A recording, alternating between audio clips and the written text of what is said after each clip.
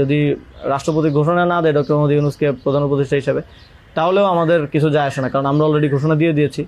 আমরা আমাদের তৈরি করা উপদেষ্টা পরিষদ নিয়ে শহীদ মিনারে গিয়ে শপথ নিব। এই হুমকিটা দেওয়ার পরে তারা একটু মানে নড়েচড়ে বসে এবং তারা গিয়ে রাষ্ট্রপতির সাথে ডিসকাস করে আসে। এবং সেনাপ্রধান লাস্ট আমার মনে পড়ে আমাদেরকে বলেছিল যে আমি বুকে পাথর চাপা দিয়ে এই সিদ্ধান্তটা মেনে নিচ্ছি। এবং